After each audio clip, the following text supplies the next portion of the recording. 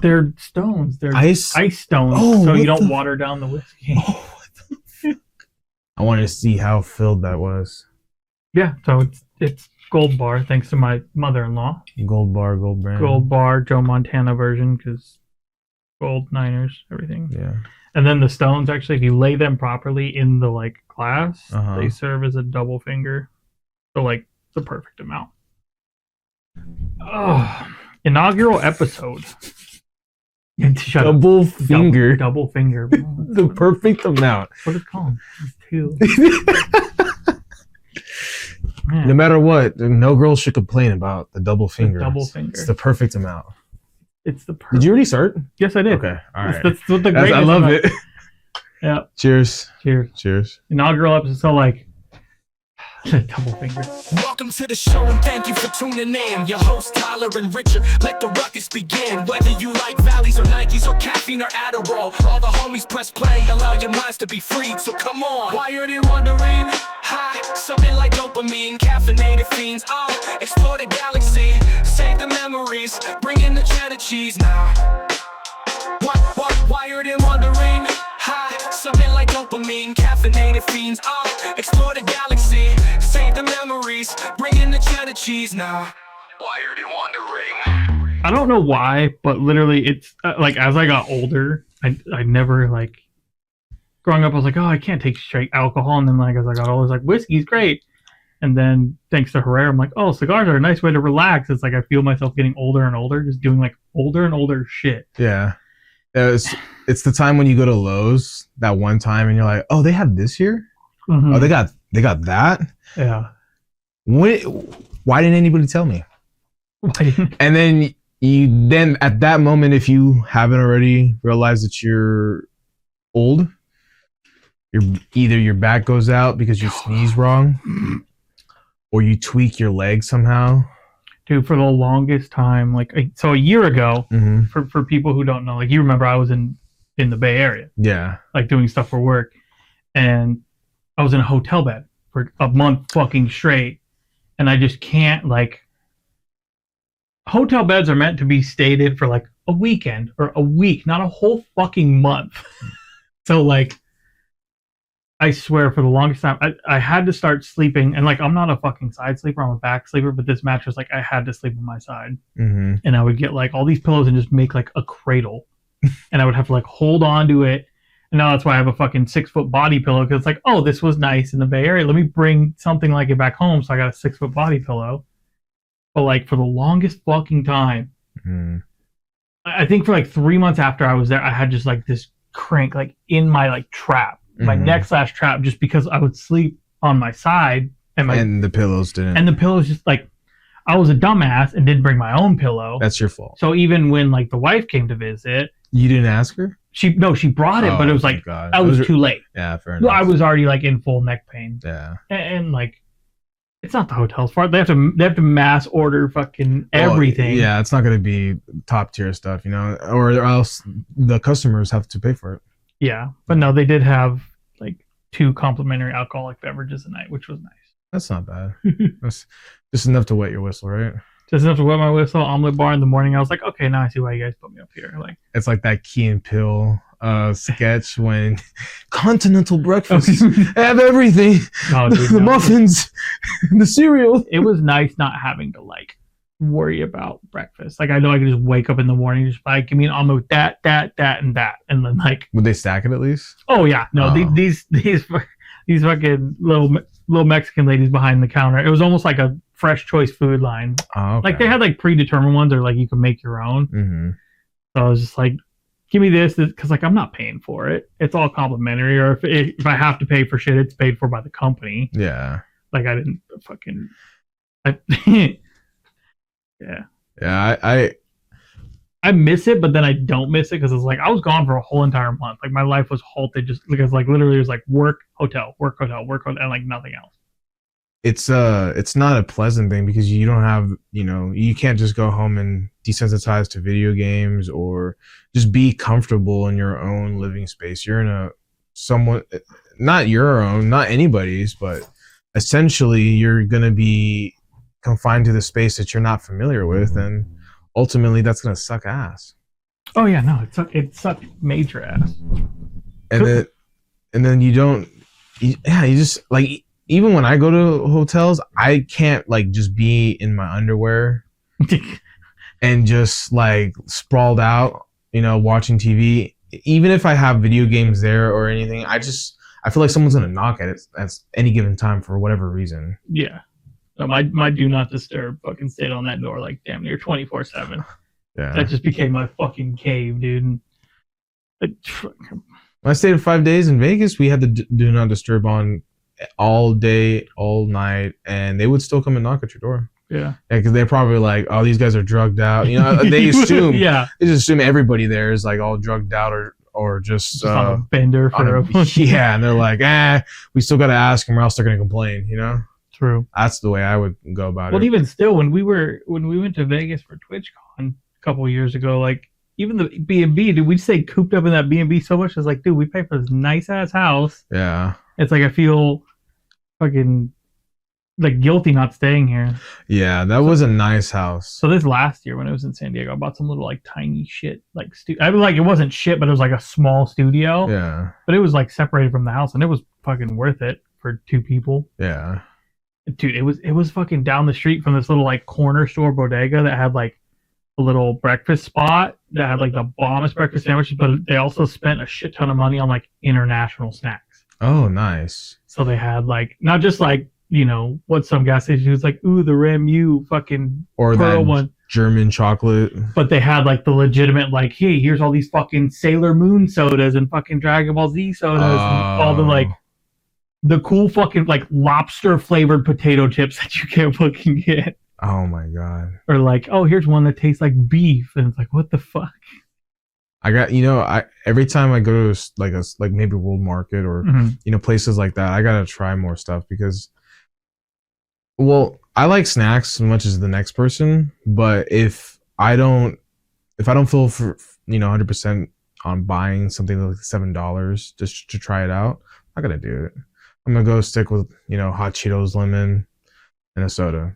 But you know what I've started doing recently? That's a hack. Just get the fountain sodas. Mm-hmm. Just because those are like $2 max. Well, and then plus you could just always go back in there, like 90%. They say refills, yeah. But what are they gonna do? Yeah. Hey, I got this cup from you. No, fuck off. Like, you drink too much security soda. gonna tackle me. Yeah.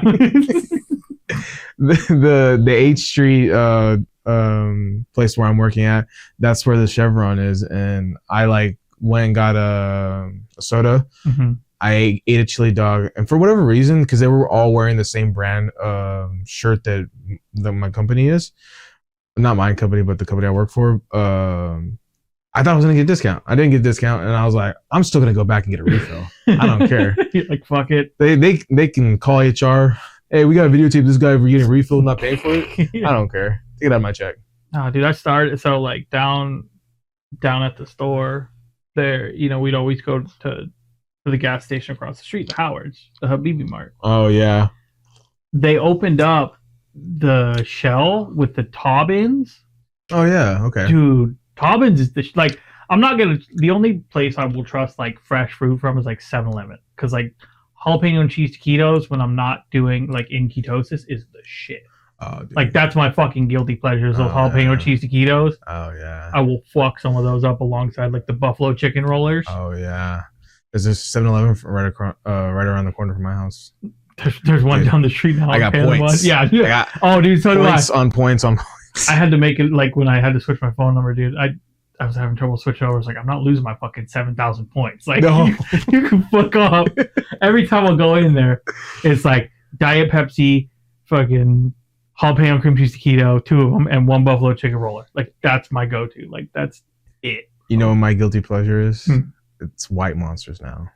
Dude, you know how much I love Green Monsters? Mm-hmm. You know how much it took me to start liking White Monsters? This, like I said, I do not buy new stuff. I just stick with the same. I'm like my dad, and I hate it sometimes, but the White Monsters and any of the rollers.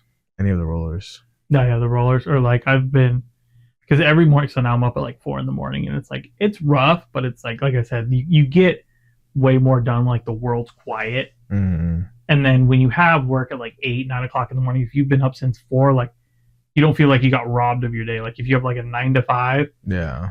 you wake up at like 7:38. You shower, get ready, and then you go to work. You come home, you're like, fuck, I'm so tired. Let me cook dinner, and then you go to fucking bed at 8, 9 o'clock, or you stay up super late, and then you're groggy the next day.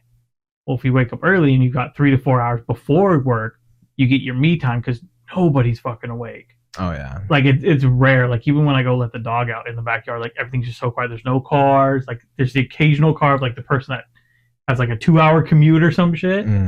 But even still, man, it's nice being quiet. And it's whether I'm learning like more IT shit or like just editing, it's all like it's therapeutic, man. Like everything just I can't be bothered. And to be honest, the fact that you think it's therapeutic is because like if I wake up at 4 o'clock in the morning, I can go work out because I know lift heavy weight and how the movement needs to be, right? But you're sitting here doing actual like IT computer work.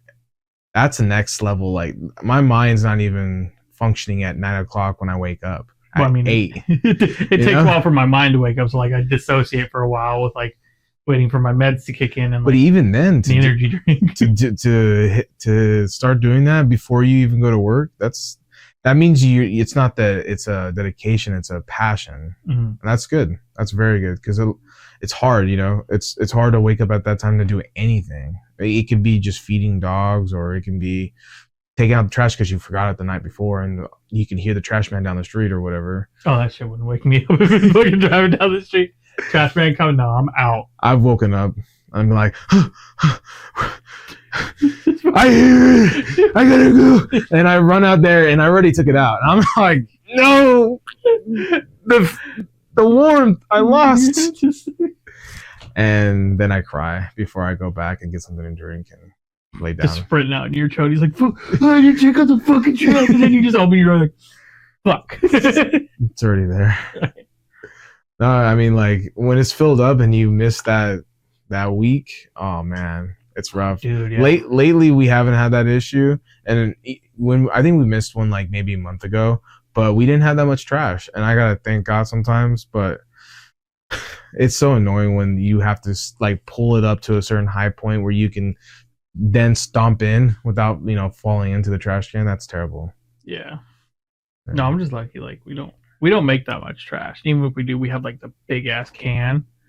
So it's just not. But even still, like I've missed a few weeks. I was like, fuck, this thing's starting to overflow. It's like, all right, we need to make sure this shit goes out. Yeah. Not to mention the fucking sanitation department. Their schedule's so like scatter fucking brains here. Yeah. Yeah, mine's Wednesdays at like 5 o'clock, 6 o'clock in the morning. And sometimes it's earlier than that.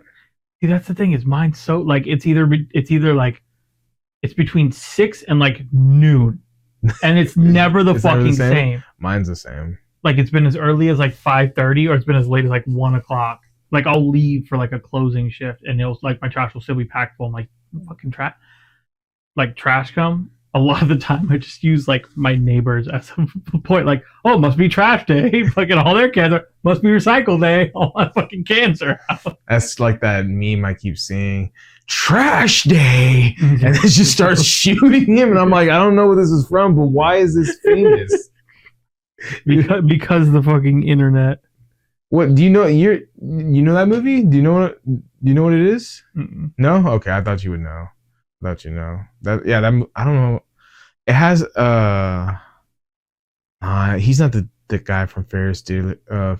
Ferris Bueller Days Off. Man, I can't talk right now. Be like that.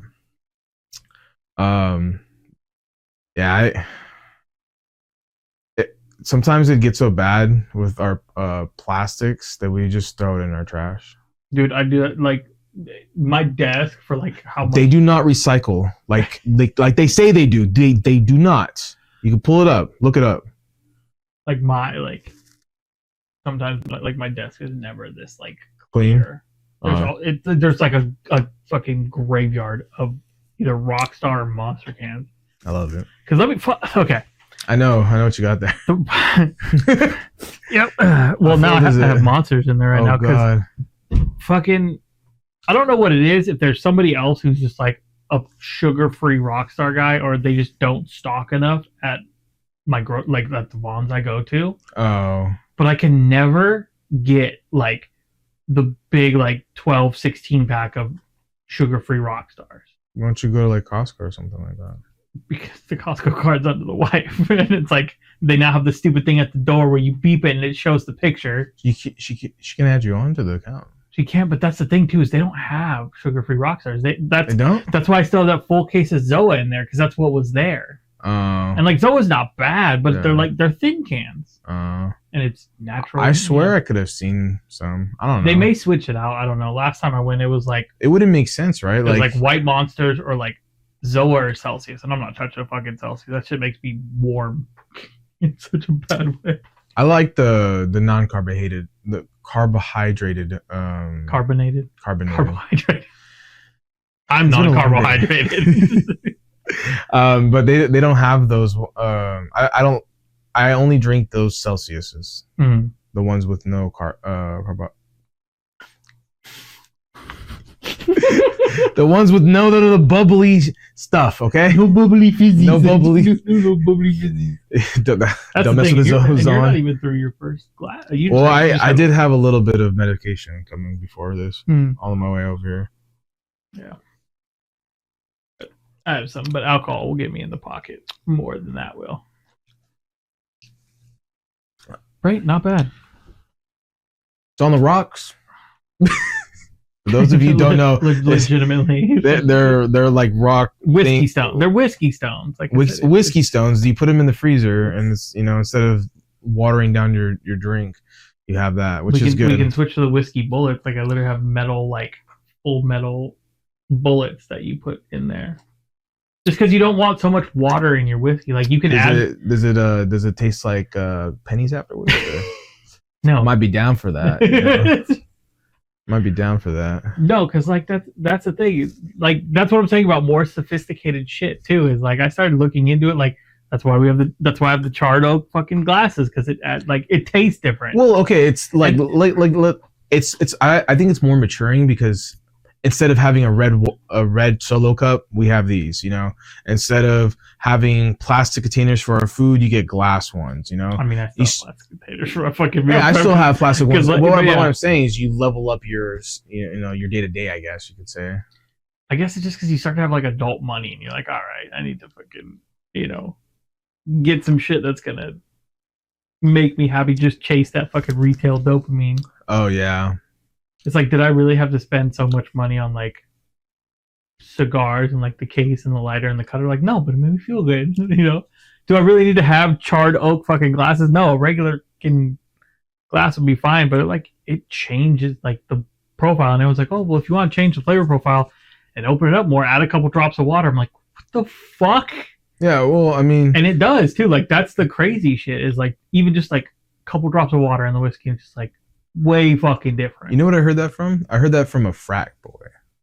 From one, it was a video. It wasn't someone I know, but there was this guy going on about how you can drink more and last through a party longer, not get blacked out, drunk, and stay hydrated all at the same time. And this guy was calculating the exact like measurement of water to ice to soda to alcohol. And I was like, this guy sounded like he was poor and he just wanted that eighth of vodka that he bought to just run him through, however long. I can see it. Because again, when you were at those days, like we didn't know each other then, but it's like you would get whatever you could. Jack Daniels. Like even then, dude, that was my go-to. Like before that, I remember being so like piss broke. Not like broke, but like, hey, we want to get drunk, but we don't want to spend too much money, but we want more alcohol for like less money. So like the mainstay in the house, it was the Darwin house. The mainstay in the Darwin house was Sailor Jerry. Oh, okay. But I would remember there was this one time we went and bought Vitali, which is like a bottom shelf plastic handle, like nail polish remover, pretty much. Like this was crap. Mm-hmm. It was so bad they don't put the little fucking locks on it. Yeah. And it's like $15 for a handle back, whatever that was 14 years ago when we were actually, goddamn. Yeah. Like here, we're old. I'm fucking old. I didn't want to say that. You don't look like it. That's all. No, and that's all every that time matters. everyone's like, "You look like in your late 20s." I'm like, "Thank you," but I'm about to be in my late 30s right now. Like, I can't remember what the vodka is off the top of my head, but I know exactly what you're talking about. Yeah, a handle for around $15 sounds. it's like Vitali or Pop Off. Like Pop Off. That Pop was Off's it. That was the it. other mainstay. Dude. Pop Off was if you can drink pop, and that's how I got my nickname is drinking pop off like it was water. There's a point in which you get so drunk that everything just doesn't. It all tastes the same. It really does. Yeah. I even made a concoction. I got ice cream because I was really drunk, and I decided like, hey, I'm hungry now, and I put vodka in that ice cream. And let me tell you, it tasted amazing. I will do it again if I ever get that drunk again. I woke up and I had that same ice cream. It wasn't the same. It wasn't as good, and I can't explain that to you. It just is what it is. Oh man, dude, I can't like that. Oh my god, don't get me started on like drinking from younger years. That was just so. We'd play King's Cup too, man. Everyone would have like different beer, or even some people would have like liquor, and it just became this giant fucking concoction, just gross. Yeah, we weren't big fans of King's Cup, not because of like the stipulation. We just like playing beer pong so much. And that was the thing too, but just like the problem was we had like with ours, if it was like raining, we could you're not gonna play beer pong out in the fucking rain. This is Bakersfield, man. You gotta remember that's different for you. Like you're talking about drinking in Bakersfield, I'm talking about drinking in like Santa Cruz. yeah. Two vastly different fucking worlds. Yeah. Our fate, like we had a rule though. The best rule we've ever had was if you don't make a single shot and your team loses, you have to troll the next game under the table. So under the table for the whole next game. I think that's a universal thing because that's the way we were too. If you don't make a shot, I'm sorry, buddy, your ass is staying underneath the table. So I forget what it was. I don't know if I was watching it or if we went somewhere. We no, the wife had like a coworker who was having like a Christmas party, or not a Christmas party. It was a Christmas party. Notre Dame just happened to be playing that day, and she's like, her coworker's like a big Notre Dame fan. Mm-hmm. But we played beer pong. And it's like, dude, we're fucking old.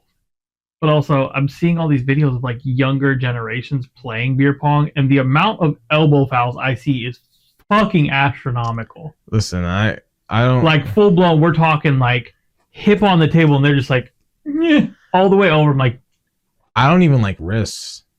That's I don't know if look, man, I get it. You won't really want to make the ball in the cup, but shoot behind the table. Okay, shoot behind the table. Yeah, that's what. Like, if I can, like, if I'm allowed to hit the table, like, I'm gonna make every shot because it's a 6-foot table. I've got easily 3, almost 4 feet of reach in my arm, and just.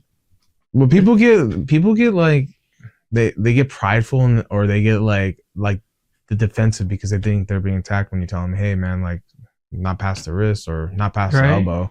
And it's look, just play the game. Just if you're not good, then don't play. Get better. Spend time on the off time getting drunk and play. If you apparently if you get drunk and learn something or become good at it while you're drunk, and then you get sober, you're not good anymore. When you get re-drunk, you should be able to perform this. Get re-drunk. Yeah, it's the thing. Like I think it was they were teaching math to these drunk people. Yeah. And they learned it, and then when they got sober the next day, they're like, I can't remember it. And then they got drunk again, and they remembered it. Weird. Drunken recall, bro. Drunken recall.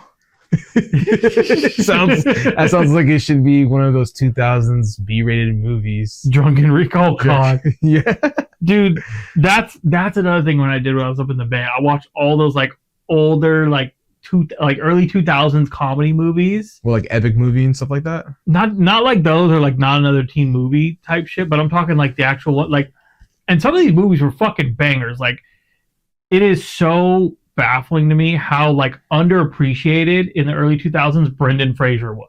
Oh, dude, his fucking range, because he went from like The Mummy to doing. I watched Bedazzled, which was like him and Elizabeth Hurley, where like he makes a deal with the devil to like he gets like 7 wishes because he wants to be with the girl of his dreams. But it's like the fucking range in that, and then to go to the Mummy, it's like so underappreciated, and he just gets like tossed under the rug for like, oh, he's just a 2000s actor. Well, yeah, I think he had a really good like run, and I think it was mostly because of the injuries that he got from doing his own stunts and then falling into drug abuse with those pain pills that caused him to not be prevalent until now. I think that he had a great promising career. I mean, I'm a big fan of Scrubs, and when I watched him come into Scrubs, and he did a couple episodes in Scrubs. He's Dr. Cox's brother-in-law, and Dr. Cox actually likes him because he's the staple hard ass that he doesn't like anybody type of thing. Yeah. But he actually likes him, and he plays a really good character, and he has a very sad ending, but the range on it was phenomenal. Yeah. I think that he got robbed. Yeah. But I mean the industry tosses people out, plugs people back in, Yeah. Well, and you like, I don't know, a lot of the shit that like used to pass for good movies now wouldn't, or like pass for good movies then doesn't pass now. It's like you couldn't do an Austin Powers. You couldn't do Tropic Thunder. You couldn't. No, hell no. You couldn't do like Shallow Hal either. No. You could, and it's just like it's not. Could you do Mean Girls again? Could you? Could you though? See, but oh god, now you're getting like dangerous. Like either way, I'm not gonna say my next comment. I should. I would probably say like no. The same reason you couldn't do like the same reason. I don't know if you ever watched like How I Met Your Mother. Oh yeah. The same reason you can't reintroduce Barney as a character, like, and I hate to like post Me Too movement, like not to go too like into shit, but it's just like it's now a different like. Oh, I get what you mean. Like subject matter wise, you can't. But like, yeah. You're going with like you can't do blackface, you can't do whiteface, and it's like you can't. It's different. You can't have the same movies that you had then that you have now. That's true. And there are some movies that like continuously transcend time, but they're not those type of movies. Like you could watch Pulp Fiction now and be like, "Fuck, that's a good movie," but that has like no social commentary, nothing like that. It's a Tarantino movie. Like even still, you would have trouble doing like a second Django movie today just because. You think so? Just because all the language. But you see, like, you say that, and then you have Samuel Jackson, Jamie Foxx going. It's just another day, like. Yeah. And not to stand behind anybody of any race or anything like that. It doesn't really matter. At the end of the day, it's if people want to make a big deal about it, they want to make a big deal about it, and they're going to, no matter what we say. It's just like the Washington Commanders. The fan base wanting them to go back to their original name. Well, but even still, the Redskins was like a fucking, that wasn't like a racist term. That was a tribe. Like the Redskins were a tribe. It's not like the Cleveland Indians where like their mascot was like a big nose, like stereotypical Indian. This was like, no, normal looking fucking thing. It's just like the Redskins again. Yeah. And it's not even like Indian, like Native Americans came out and were like, we fucking hate this. There's racist. Some. I believe there was some, but no, it wasn't like a majority. It was just a small fraction of the group. And sometimes that just ruins it. I mean, look at what they did with Aunt Jemima. They took her name out, they took her face out, and they said, "Oh, they didn't like that you guys were doing that." And then the people come out and they're like, the actual family, like, "No, we actually thought that having her face and her name was amazing." But what it was is they didn't want to pay him because they had to pay him. Oh, no, and it comes down to so much. Like again, it's fucking different, and even the fucking the halftime show, the Super Bowl halftime show, that was fucking. What do you think about it? So here's the problem that most like Americans have is it wasn't like this celebratory hype, like keep the energy going from the game type concert that people are used to. Mhm. Like even if you look back on the last couple ones, because Jay-Z picks them. Jay-Z is Apple Music. Uh-huh. They say Apple Music, it's fucking Jay-Z. Yeah. Like even going back to like the Snoop Dogg, Dr. Dre, 50 Cent, Eminem one, like Mhm. yeah, that was you're doing songs that majority of America may not know, Mhm. more so like middle America, Mhm. but it's stuff to keep the energy going. It's like yes, some of Kendrick's songs do have that, but again, using like not going like too political because I want to avoid it, but like Yeah. a lot of symbology, not only at like it was a message to like America, Drake, and the world. Mhm. And a lot of people don't like that when somebody has something to say. People don't like what some people like. If they don't agree with it, they fucking immediately hate it. Mhm. But I thought it was good. You know, granted, like I'm always gonna take the side of like Kendrick in the beef, like I always did. Mhm. I will still listen actively to like both sides if they have a good song. Yeah. Like there's still some good Drake songs out there that I'll listen to, but to be honest, like the amount of shots fired at Drake was ridiculous. It was The fact that he's wearing literally an A minor chain, yeah. like the letter A in lowercase for A minor, Yeah. and the second he had 70,000 people at the Super Bowl saying A minor was like, me and the wife looked at each other, we're like, mouth agape, we're like, no fucking way. You think Drake was watching? Oh, 100%. Oh, you know he was. Yeah, they had Caesar's his ex. Yep. They had Serena Williams, His other ex. Which I didn't know that, and I was I like, didn't know it either. I was like, who the fuck is that? And I thought to my head, I'm like, why would Drake of all people date Serena Williams? I mean, I'm pretty sure she could bench more than him. I'm pretty sure I will bet my soul that she could squat more than him. But hey, you know what? You like what you like. I'm not saying that she's not attractive. She is she's attractive. It's Jimmy from Degrassi, though. You know,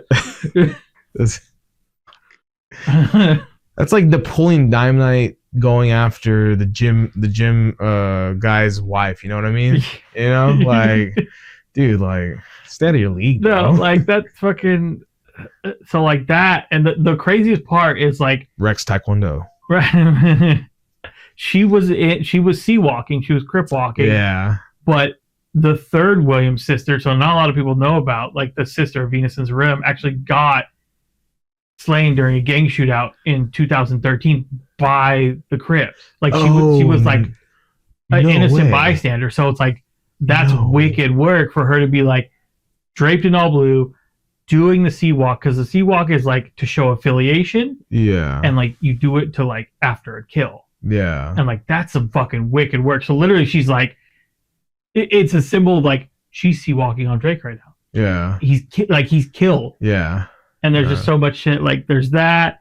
There's the fucking, you know, when he does the whole smile at the camera when he says "say Drake," because that's the lawsuit. Yeah. If he ever says Drake, he'll sue, and he said, "Fuck it, do it." Yeah, I mean, he's rich. What are you gonna do? Well, you know, you're gonna just stall him in court. You're stealing his time. That's the only thing you can do. That's the only petty thing that you can get back at. But it's like that's rap beef, dude. Like and a lot of people are like, oh my god, he's going at Drake and his family's like, dude, you don't know. Like, rap beef has come so far from that too. Yeah, like, I mean, you used to just kill your enemy, you know, not like socially kill it used him. To be like I had to tell Jen, I was like, you remember like Tupac in his Hit 'Em Up video had a fucking look-alike of Biggie and literally said, that's why I fucked your bitch, you fat motherfucker. Yeah. And it's like, or you know, it's Ice Cube saying, you know, calling out Jerry Heller saying, you know, you have a white Jew telling you what to do. Yeah.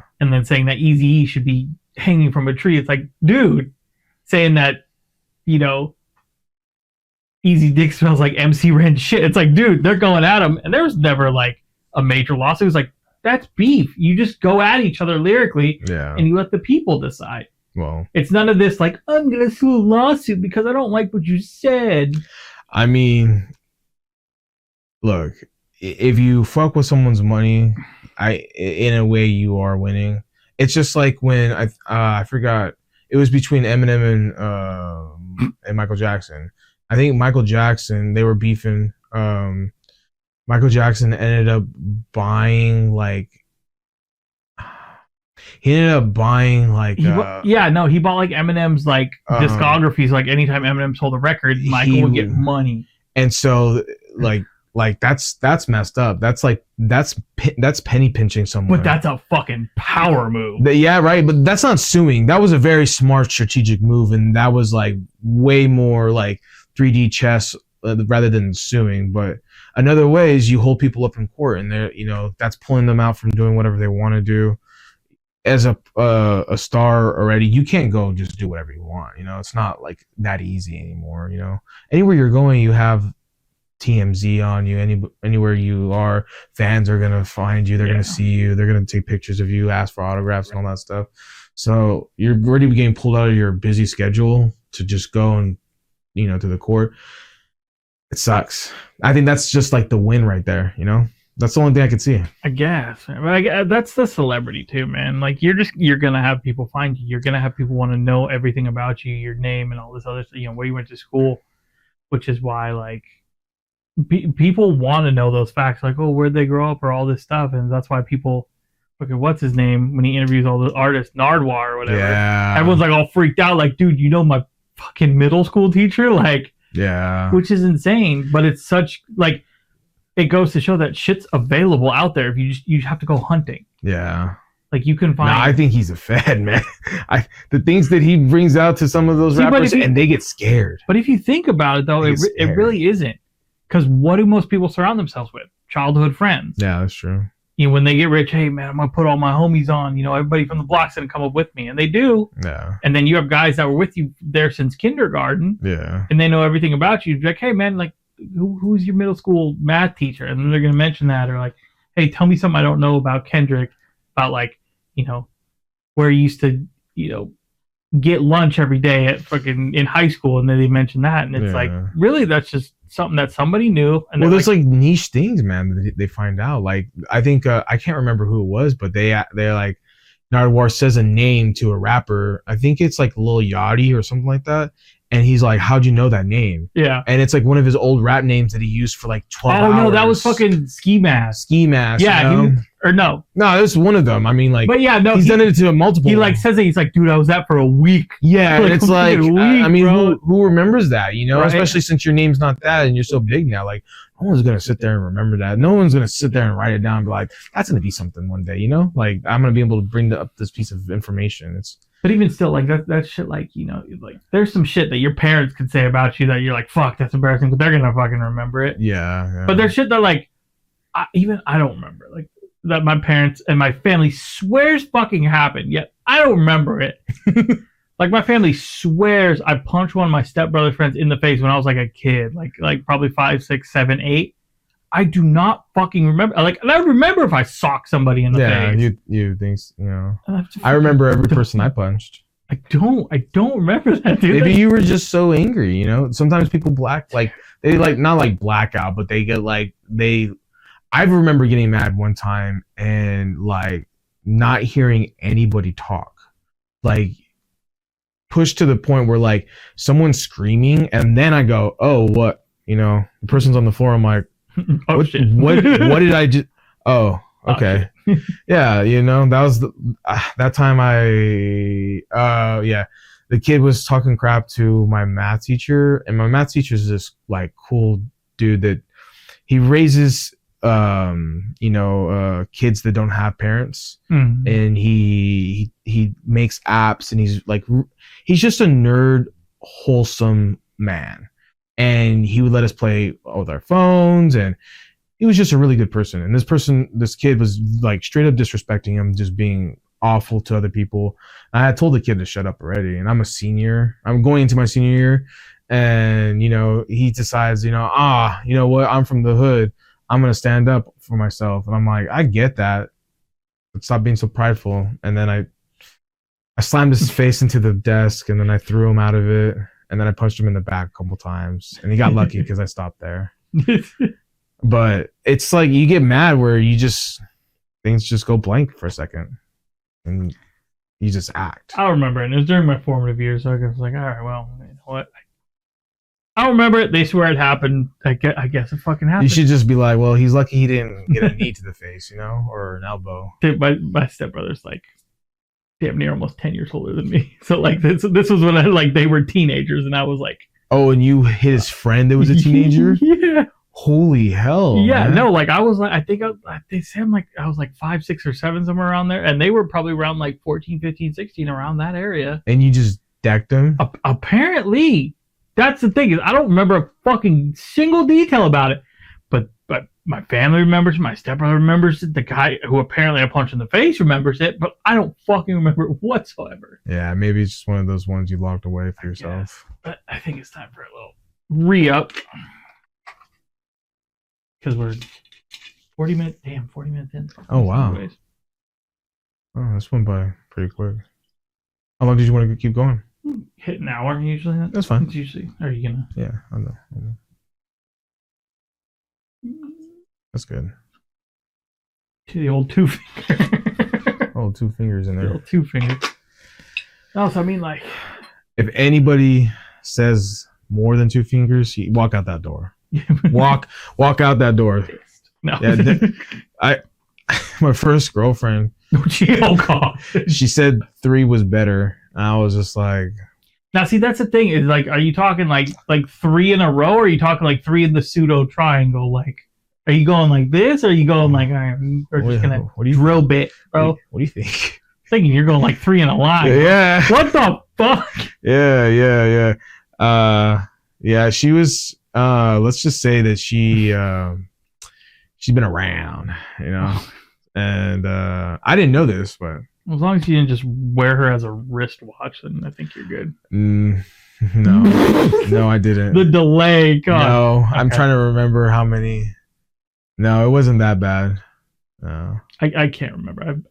I can barely remember any of the like. My Maybe previous I don't partners. know. I think we tried, but I think I tried. I want to say. How do you do? Yeah. I'm Yeah. just trying to shake hands with I'm her trying to- cervix. I'm just trying to grip strength. Just trying to greet her cervix for a handshake. I said this. I said this to my poor girlfriend. Hold on, babe. Excuse me as I karate chop your uterus. I said this to my girl yesterday. God. I said, what if we train you in Kegel exercises? And I put my tongue in there. Would you be able to say that the cat's got your tongue? She agreed that I would be able to say that. So I don't know why, but this is just something that came up in my head laying down. I wasn't watching anything that made me think of this. I wasn't in a state of mind where I just was thinking of Kegel exercises for whatever reason. It just came out. And some of these thoughts, they haunt me. But some of them, they're good, They haunt me. Oh man, bro, but for real, getting like minus the halftime show, dude. The Chiefs got their ass beat, and I was so fucking happy. Yeah. Like, as somebody who's had to suffer through a couple Chiefs losses as a Niners fan in the Super Bowl, I was like, I'm so glad to see them get fucking belt to ass. What do you think about the refs? I'm glad it was fucking Torbert, because Torbert calls a fair game every time. And the shit thing is it switches off. Like, this was ABC. Next year, it's going to be CBS who has it, and CBS has their own refs. Yeah. Which is the shit-ass ones. Yeah. And it's like, I'm glad it's fucking... There are two refs in their officiating teams that I'll always respect. It's Torbert and his team, and then Hockley and his team. Okay. I don't know refs by name like that. I only know those two because refs. they're like the two best refs you can have. So anytime you have them, then like it's Sean Hockley and his dad was Ed Hockley. He was like the most respected ref in like the history of refs. Okay. But then like of course his son gets it because again, Yeah. continuing. Most people follow in their father's footsteps. This man said, "All right, I'm gonna be an NFL official." And no, they're a lot of the ones like, and Chiefs fans are gonna come at me, but they get a lot of calls that go their way.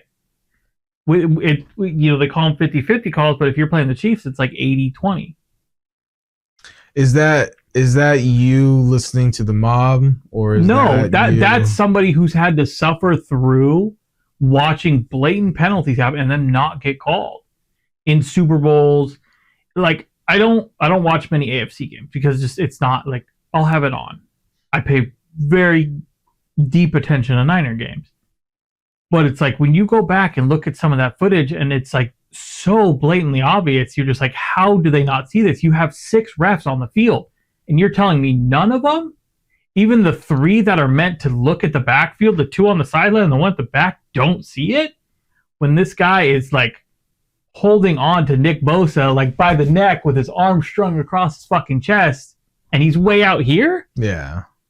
Or he's like, they're taking guys to the ground? Yeah. Like they called him on that a couple times. Like, good. It's good to see them actually doing that. Yeah.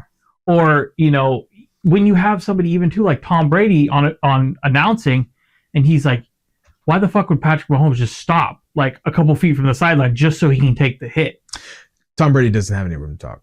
No, but still, Brady doesn't have when any you have room somebody to talk. that was in the league for that long and goes, why the fuck would you do that? Because Tom doesn't want to see someone else be better than him. It's not even about being better, but it's about like you're drawing the penalty.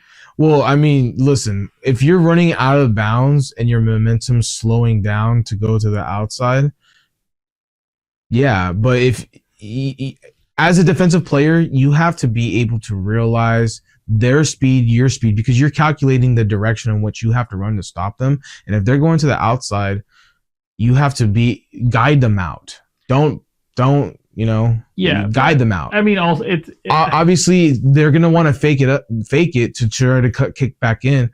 Be at the right angle to guide them out.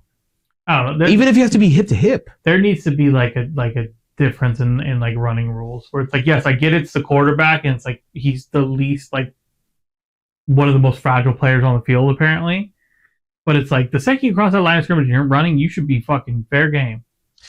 Yeah. Because and like it doesn't even come to that, but it's also like hockey, which is another physical sport. Hockey has an embellishment penalty where if you flop or like try to oversell a penalty, you'll get called for it. But that's not only just quarterbacks. That's also defensive linemen. That's also offensive tackles. Well, that's what I'm corners. saying. Like, throw in an embellishment penalty in football because then you have those like, pass interference, but then also embellishing, so it's offsetting. Yeah. Because like the amount of times people like flop just to get a penalty, get like an extra 15 yards for unsportsmanlike or a late hit, or like, just something. I think the issue is that the NHL is a lot like basketball. The fluidity of the movement is very easily detectable as to what is like real and what is a fake. Whereas football is a lot like soccer, where there's a stop and go aspect to it. And it's hard to identify, especially with moving the way the camera angles are, the way the people are moving, the difference between their movement. Obviously a run support safety is going to move a lot more different than a zone coverage safety as far as how they're going to tackle a quarterback. Two different players, two different styles. They're going to have their difference of speed. The overselling of wanting to make the hard hit or not make the hard hit, whatever, at that moment in time. Even just like flopping just in general. Like it's harder. It's just harder. The same thing with basketball. It's like, dude, it's a fucking flop. Like you're just trying to sell it to get the fucking penalty. You can tell better in basketball, like because of the fluidity of the movement. Yeah. Because the movement and how it carries you, the spurts, the distance between, and obviously because the contact is not like crushing contact. I just want to know sometimes, like when people actually flop, like you'll notice any like flop, there's always just this big flail of the arms above their head, like no matter what it is, I'm like, oh, I fell. Because you got to sell it. Because some refs are gonna see that, and if you do that every single time, especially when you fell. When you get felled, like when you actually get felled, then it's gonna be harder for the refs to be like, to be honest, like all of sports is like the winners, a lot of them are trying to find out ways to be able to bend the rules in their favor. Essentially, that's what it is. I mean, let me deflate the ball. Let me fucking. Which personally, how does that make it better? How does that make it better? I don't fucking know. Have you ever thrown a deflated ball? I have. Yeah, they're fucking hard as shit. It sucks. What does it make it to where the defensive player can't catch it? They can't already catch it. That's why they're the defensive players. What are we doing here? No, dude. I don't know. I look a lot of sports. I read or I listened to Joe Rogan talk about it with this guy who's a big.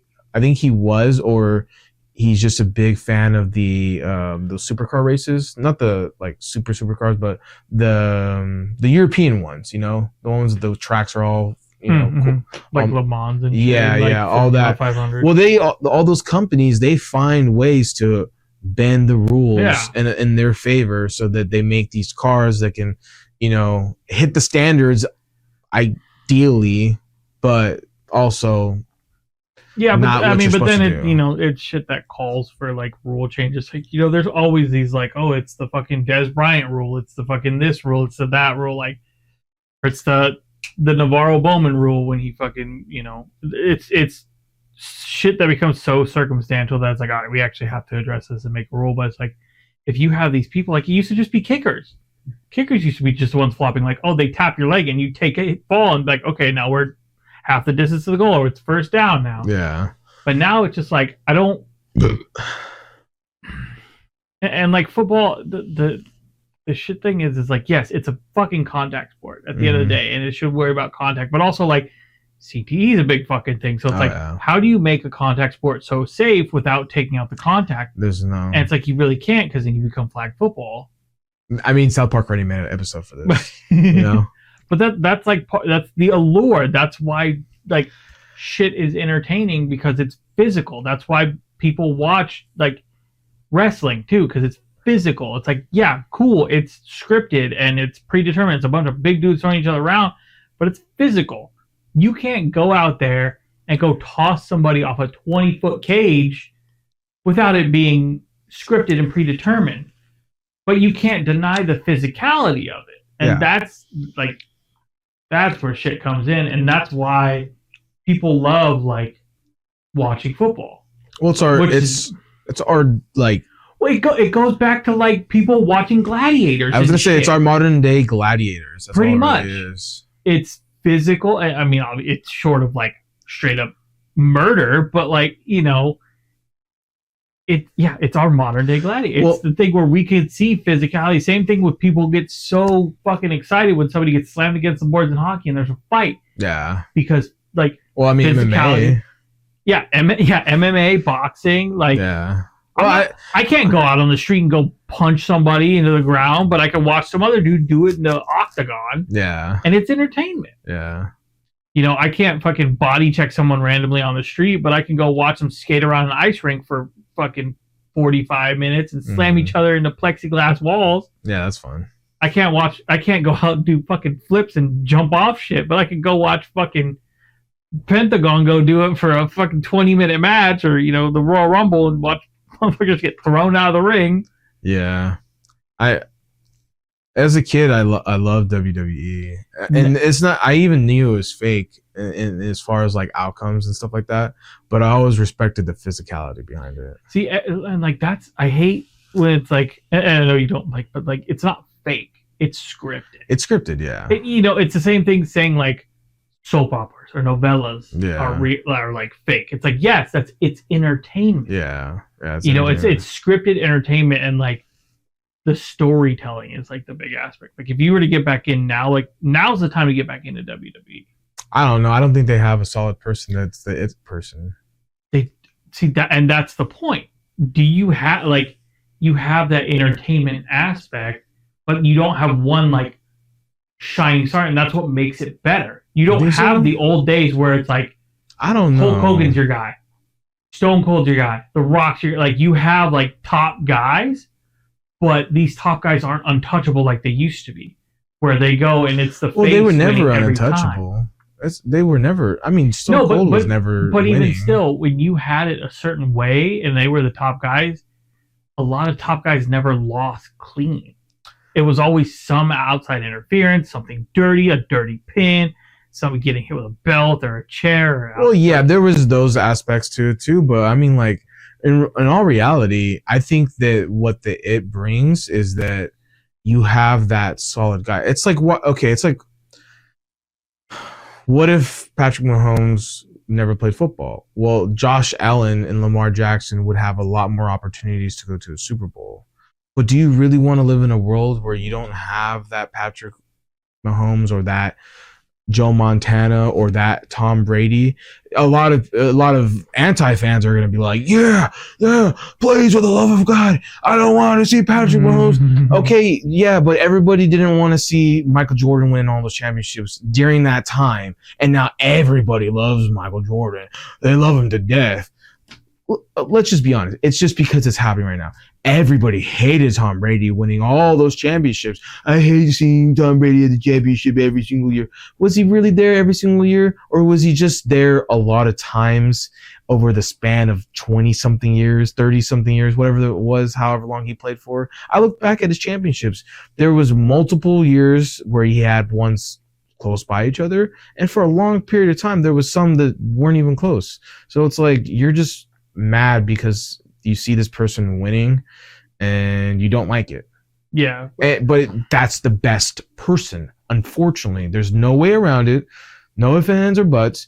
Everybody's gonna look at this championship that Philly got, and they're gonna be like, "Yeah, that's amazing." They're the ones that took down the three-peat Chiefs. But let's say hypothetically, which I don't think will happen, but Jalen Hurts wins one more championship in his career. Only one. Mm-hmm. If he wins one more championship, and let's say it's against the Chiefs again, what will he be remembered as? Will he be the guy that was the three-peat killer? The three-peat killer and the one that only has ever beaten Patrick Mahomes in the championships? Or is he going to be just a two-time NFL champion like Eli Manning? You get me? It's like, not to say, because I think that Jalen Hurts is way more better than Eli Manning. Way more better. Eli Manning is lucky he just had a defense. But then you can't, like, that's the thing too. Is if we're talking about, like, we talked about like how movies can't be done now. It's like you can't compare, and I fucking hate when people say this. It's like there's no greatest of all time, because you have a greatest of their generation. Yeah, I'm not compare Montana to Brady. No, to you Patrick can't. Mahomes. You can't. They're all apples and oranges. Yeah, they can't. But for the greatest of their time, the way the architect of the game is, the way they all are. It's at the moment everybody hates them, but when they're gone, everybody loves them. That's what it's gonna be. And they're going to think, let's say Patrick Mahomes goes on and wins, what? How many has he won already? 3 out of 2? Yeah, he's 3-2. So if he wins 4 more, he ties Brady? No. But see, you just can't, like, and then there's going to be always comparisons. Yeah, there's always going to be comparisons. Is Patrick Mahomes better than Brady? In his era, yeah, they played in the same era, but again, you're talking about Brady, who was in the twilight of his career in like his, 17, 18, 19 year. But then also, you can't, like I said, you can't compare people. It's like when people try to say who's the greatest basketball player of all time. You can't say it's Jordan. You can't say it's LeBron. You can't say it's Kobe. Brian. Yeah, you can't. It's the greatest of their generation because the game is so fucking different. Yeah. Yeah. And it's played different. You had people like when Jordan was playing, you had people like Dennis Rodman, who was like scored 0 fucking points, but would come down with 20 rebounds. His version of the Draymond Green, except Draymond Green's more of a defensive player. He's not a rebounder. But it's also like you have super teams like every time, and now it's like, this generation, it was the Warriors versus the Cavs, or and that was your like super, showdown or whatever. Yeah. Back when Jordan, it was the Bulls and the Pistons that were always doing it, and everyone always forgets, like, yeah, the Pistons got the better of Michael more than Michael got the better of the Pistons. Yeah. But it's like the game is played so different between, like, you could argue that Joe Montana is one of the greatest quarterbacks of the like 80s and 90s. Yeah. You can argue that Tom Brady is the best quarterback of the 2000s. And the 2000s and 10s. And then you can argue that Patrick Mahomes then took that from him. But you couldn't throw Joe Montana in the same type of game style that's played now. No. And he'd do the same. You can't say that because it's so different. Yeah. And even like anybody, you take any of those guys from now and put them back in the 80s, they wouldn't work. You take any of those guys from the 80s, 90s, put them in now, and they wouldn't work. I think that that's why it's such a big deal too when Saquon gets so close to Eric Dickerson's record, because like that's different. Yeah. Or when somebody comes and takes away like Ricky Henderson's stolen base record in baseball. Yeah. Because it's a different fucking game of like people, and they haven't seen it. But now I feel like you could make an argument that sports now is way more competitive, and there's way more like spotlight on there's health is a huge thing. I mean, like they brought up the stats. The first Super Bowl, the guys were the offensive linemen were average of 6'3", 250. They were meat. The offensive line was meat, 6'3", like 260, maybe 270. Yeah, and now they're like 100 6'8", 350 fucking giants. Yeah. I mean, you've seen the picture with me and Joe Staley. Like, I'm a big guy. Yeah. And he makes me look tiny. Yeah. You want to see a comparison of like what linemen were in the first Super Bowl compared to linemen now? Yeah. I'll show you that picture and you can fucking see the difference. Like, it's a huge fucking difference. Mm-hmm. But I mean, even still, like, evolution of the game. Yeah. I mean, to be honest, if we're going like, because if you had to take anybody from the last 20 years and throw them back in the 80s and the 90s,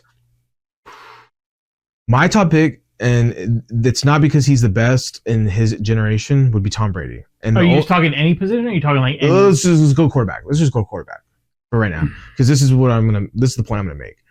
Tom Brady is a pure quarterback. Sure. He does not run like that. He can if he needs to, if he really needs to. But I'm pretty sure, Joe Montana did the same thing. He's a pure quarterback. We'll get in the essence of, I'm gonna pass. I'm gonna figure out a way to beat your defense with the players that I have as best I possibly can. Well, again, and they are three different styles of quarterback. They are different three styles of quarterback. But I'm just talking about pure quarterback. Like you're talking the mechanics as like a signal caller, just signal that caller, kind of guy. Yeah, that kind of guy. Just based off of that. But if we're going off the new style of pass run quarterbacks, Tom Brady doesn't fit that standard. I would say that Steve Young or Joe Montana would be a better fit in that kind of style. If you were to take, so you're saying somebody within the past 20 years, so you're saying between now and 2005 and throw them back in the 80s, it's just a pure quarter. Like, in that, I don't know if he played in like 05. Like, it doesn't have to be 05. It could be like 2000. You're talking like maybe 19. Throw somebody late 90s, early. Joe Flacco could do it. Ben Roethlisberger could do it. Honestly, like a lot of people, one name that I'll say that just gets so like forgotten. Two people actually. One, Donovan McNabb. Oh, Donovan. Yeah, he could do it. Yeah, he could do it. Yeah. And then Dante Culpepper. Yeah, not that it doesn't hurt me to say this, but he could do it. I just don't think he's. Maybe it's just the team. Maybe it's just the team that he was on. Well, but you have to think about that too. It was before his before like the time. A lot of stuff has to do with the team. Yeah. I mean, because like Russell Wilson is a prime example. He goes and wins a few championships with Seattle. He goes out to Denver, sucks ass. He comes back to Pittsburgh, and it's system shit. Do you think it's that, or do you think that he was treated very well at Seattle? Then they started seeing the fall off, and they're like, okay, we're gonna get rid of you. They send him to Sean Payton, who doesn't baby his quarterback and expects him to be like Drew Brees, professional, not this gimmick. Let's ride. Bronco country, that's right. He didn't give a crap about that shit. He was unhappy with that, man. And I don't blame him. He couldn't go to the Cowboys because Jerry Jones wouldn't like him. He would be like, boy, I don't like you very much. He would just not like the gimmick. Maybe like he would, if Russell was like, oh, but it can sell this much percentage, then Jerry Jones would probably be like, okay, fine, you have a point. But Mike Tomlin, not to say that I would see him babying him, but I could see him gritting his teeth and just be like, whatever, bro, give me a positive, record. To be fair, Mike Tomlin is king 8-8. Like he's king 500. He's king 500. I have to give it to the Mike fact Tomlin. that this man has kept a job for this many years, going like 8-8 or 9-8 or 7-9. Well, it's like, I mean, like, what are they gonna do? Like, what are you gonna do? What do you? You've won a championship for us. What 2 times now? I really feel like system quarterbacks are a thing. Like you can thrive in a certain system. Fitzpatrick. I mean, okay, Fitzpatrick is a fucking anomaly. He can go anywhere and be good. What's his name? Above average, I would say. It's like Fitzpatrick. He played for the Niners. He played for the Chiefs. Alex Smith. Yeah, Alex Smith. He's yeah. But again, it's all about system. Think about it. Alex Smith wasn't good on the Niners until Harbaugh took over. Yeah. And then he goes to the Chiefs and does okay to close out his career. But they take people, and I will always make this argument about whatsoever if anybody. Do you think Sam Darnold's our new system quarterback? Kirk Cousins was. Yes. I feel like Minnesota has a good, solid coaching staff. I think that team is good. I think, and that's why I think JJ McCarthy will be so good. I haven't seen much from him. I haven't looked, honestly. For him and Drake May. Well, not even their like college days. I didn't look. But you have to take. Yeah, it has to be a meshing of the systems, because you can have somebody in a system and them not work. That's true. Because I will always make that argument for Brock Purdy when they say Brock's a system quarterback. I go, okay, if it's a system thing, why didn't Trey Lance work in that same exact system with those same exact people? Because he could possibly not be a system quarterback. Why didn't Jimmy G not work in that same system? So when they started to make that argument, Jimmy G that was just overrated. And then he goes to the Raiders and just is ass. He was just overrated. But it's one of those things where it's like it takes a combination of like, the coach's system and can that quarterback fit in the system? Because let's be honest, Sam Darnold was not a good quarterback until this year. Yeah, he was subpar. Yeah, but definitely not like playoff caliber quarterback. He goes to Minnesota and he wasn't a playoff caliber quarterback. Look how bad he did. But then he takes him to the playoffs in this year. But look how bad he did in the playoffs. But it's also look at the Commanders. Well, no, Commanders not only Jane that, Daniels, and now they're a playoff team. Okay, if they didn't play them, who else in the NFC would they have played? But no, I'm saying like it's a combination of like how good that system is and how good the quarterback can adapt to that system. I think that Marcus Mariota was robbed by being sent to the Titans. I think that was the worst. I would say fucking Terrell Pryor could have made it happen on the Raiders. They just didn't give him enough time. Yeah, hey, that's one that nobody really liked. He had like talent. You know what I used to do? And it's the same thing right now that's happening with Jameis Winston. Jameis Winston has talent and he's got a fucking arm. He just doesn't have the opportunity. Well, I think even during his younger years, because I watched him in college, he always had an issue with turnovers, and staying consistent with his throwing mechanics, and that's been an issue that I've seen him from Florida State all the way to. But still, you look at the games; he's putting up 400 yards every game through the air. Yeah. But also, like you have to, like. It comes with age too. Like, unfortunately, Jameis is like he's getting older in football years. Yeah. Which is like early 30s is old. Yeah. Oh yeah. Like we were mentioning people that have been out of the league. Like Todd Gurley has been out of the league for 5 years. I know, that's crazy. He's 29. Yeah. He's fucking 29 years old. He's been out of the league for 5 years. Were destroyed before he even came into the league. I forget. I was looking at somebody, Von Miller. Yeah. Von Miller, you're like, dude, yeah, he's been in the league a long time. He's an old dude. He's my age. Von Miller's 35 years old. And that's NFL old. I'm NFL old in my fucking years. You know, what's his name? I just looked him up the other day. I explained to my girl the importance of understanding who this man was. Played for the Steelers. He was an outside linebacker. He something Houston? No, it's not Houston, is it? Yeah, a very famous outside linebacker. I can't think of his name right now. The only Houston I could think of was Justin Houston. Not Justin Houston. It was that like 38-year-old that was throwing the medicine balls back and forth like volleyball.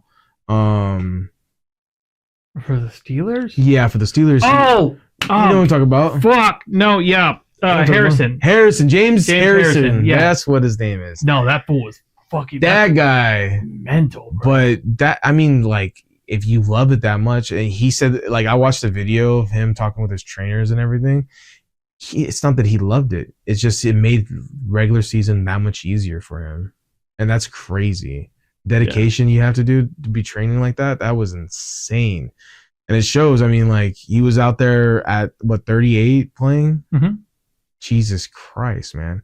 But he would move people like they were nothing. He would move 600-pound men like they were ice. Well, and then technique too, man. You can't deny technique. Oh, no, I mean, like, yeah, power helps, but well, he was like all that training with the power and the technique and everything that they had to do, man. That's an insane regimen that he went through to stay that healthy. I mean, like, I think I forgot what the number was, but LeBron in a year spends millions of dollars on his health to be able to keep him going, you know? Yeah. Well, and you have athletes that, like, and then he just signs the next best star, like Doncic. He tells the team, hey, if you don't sign this next best star, I'm just going to bounce.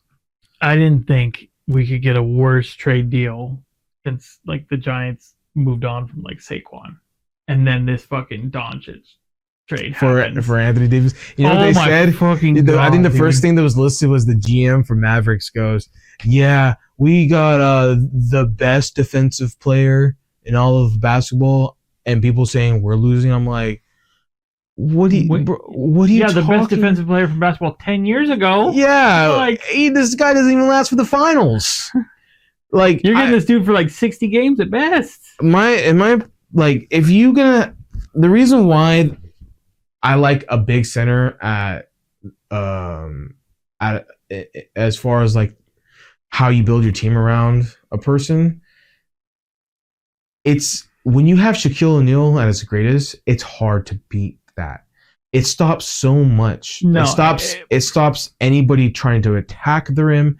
It stops your bottom down game, the rebounds, everything. So when you have a team that's like back in the day, Miami Heat with LeBron, you have Chris Bosh and you have Dwayne Wade. You don't have a strong center. If you had someone like Tim Duncan playing at center, let's say we got rid of Dwayne Wade or Bosh and we got like Tim Duncan, that's a four-peat happening. There's no way they're losing any games, any finals games. Mm-hmm. But when you have that person that can just rebound the ball whenever they need to, back down someone, make the 2-point conversion, and a foul maybe, it's just so much better. It's just so much better. It's a harder game to beat when you don't have that capability. Yeah. And that's why, like, those teams only won 2 games. They lost to the Spurs and they lost to the Mavericks, who had Dirk Nowitzki. You know? Do you really believe that Shaq has a fucking size 24 foot? That's 2 feet. I've seen him get into like McLarens and him having to take out the front seat, or not a McLaren because I don't think they have back seats or whatever car that he was getting into. It was a long car, an extended cab car. I can't remember what it was, but he takes the front seat out and then he sits in the back and I could see he has 24. I can't, like, that's like 2 of my feet put together, bro. I can't. What do you think he's packing?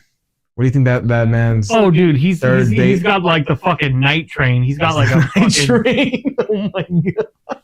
Oh, you see my forearm? That's probably what's like. All right, my name's Shaquille O'Neal. Come get this tea, baby.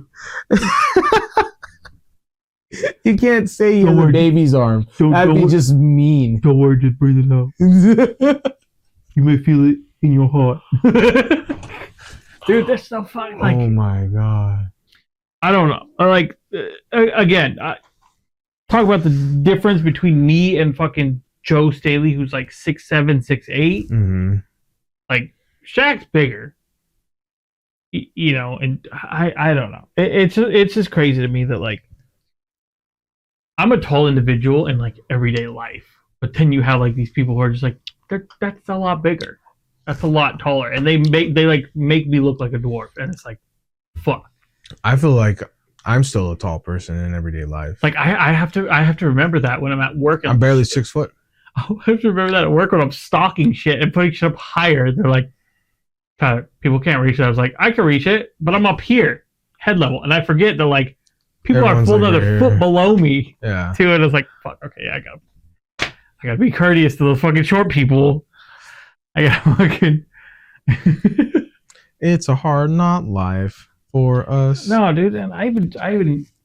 That's one thing I like too about like being bigger. Sometimes it's hard to find a vehicle. That's what I like about the Tesla. Like it's lower to the ground, but dude, I got space in that shit. Yeah.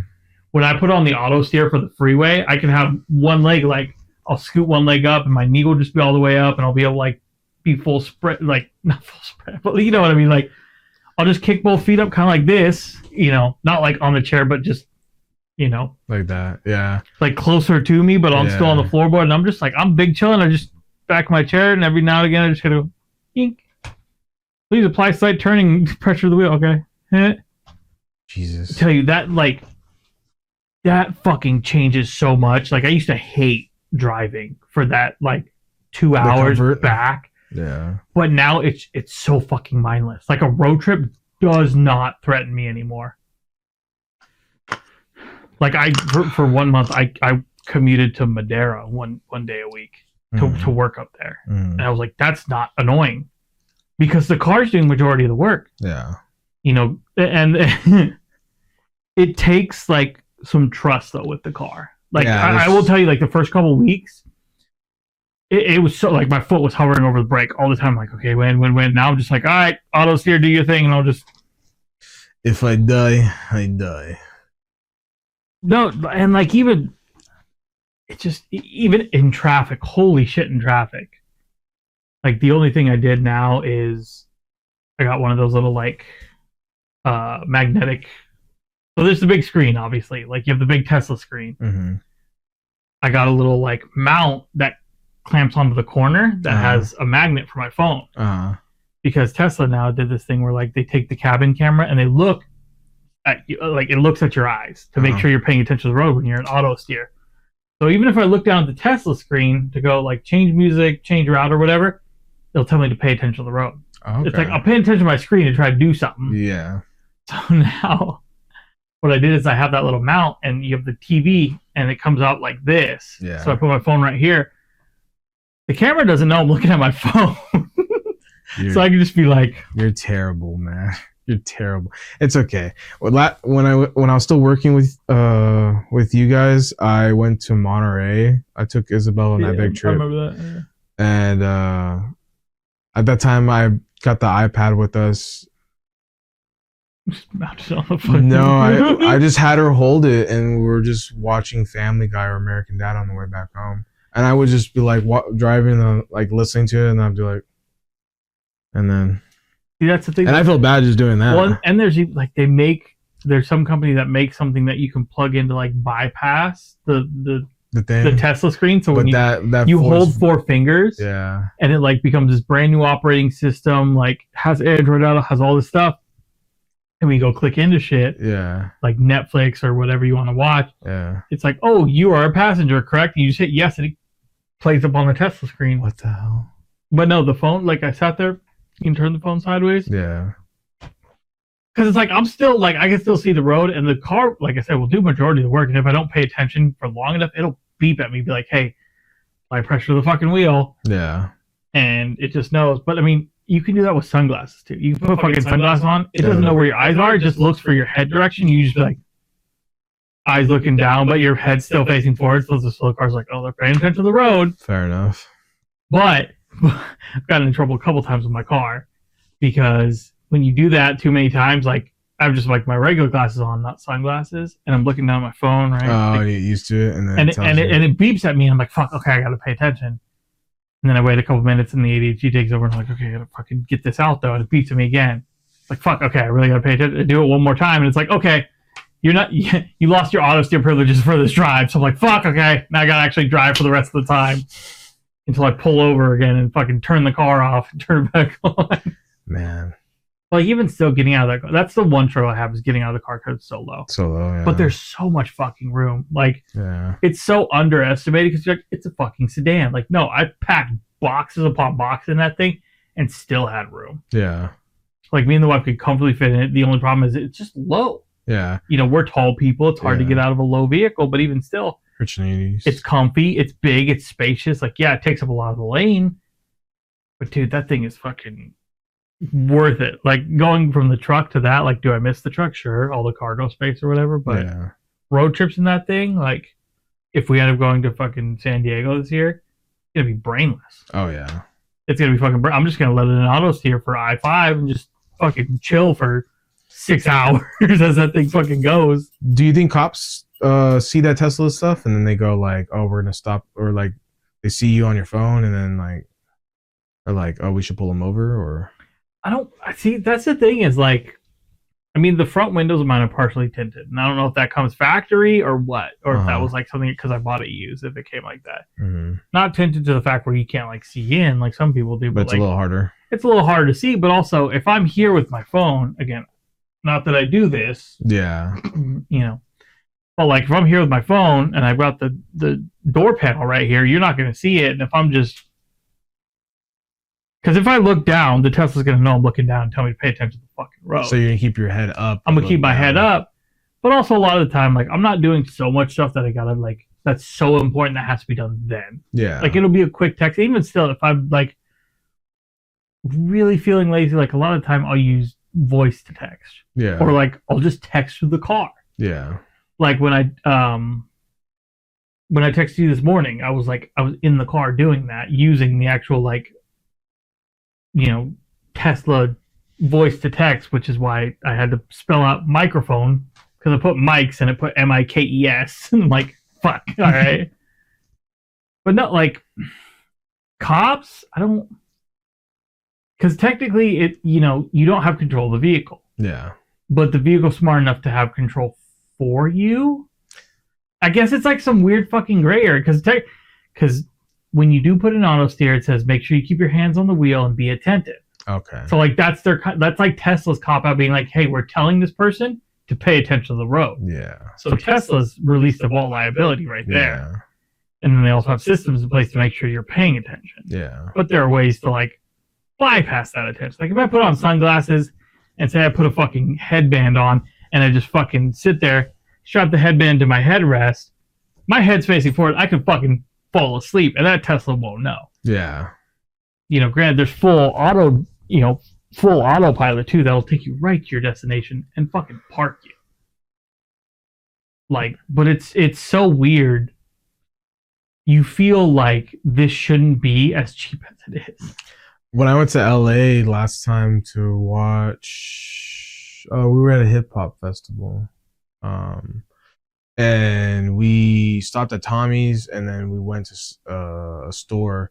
We saw this Tesla Uber pull up. Yeah. And it had like everything on it. And it was weird. It pulled up, parked, and then left, and then like did some rerouting, came back, and then did it again. And then they finally picked him up. And I was like, oh God. Yeah, the fully autonomous Tesla taxi. I was like, this thing's going to get 50 cows on this thing and start shooting people, you know? Like, I don't know. No, when I just feel weird. So I got a month of free full self-driving. Yeah. Like in town, reads the lights, takes the turns, change lanes for me, like does everything except wipe my ass.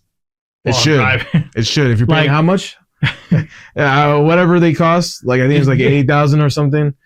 It should wipe your ass. Give me a Tesla with like a trapdoor on the driver's seat and a bidet, and like so I could shit while driving. And I just want to watch Ow My Balls. If you know that reference, I love you. So, like, again, it's weird because the car does everything. You're sitting, your hands, like, you could put your hand on the wheel, but if it's taking a turn, that wheel's going to turn for you. Yeah. And it's so fucking weird. Like I said, when I first got it, I had to figure out, like, okay, well, I only have auto steer right now and adaptive cruise control. Like, will it stop at a stoplight? No, it won't. You find out? But full self-driving will. But I'm not going to pay $12,000 for a lifetime or $100 a month for that. $12,000 for a lifetime. For a lifetime license or $100 a month. That doesn't sound bad. If you're going to continue driving Tesla for the rest of your life, $12,000, right? That doesn't sound terrible if you have the money to spend. If you're balling like that, but $100 a month.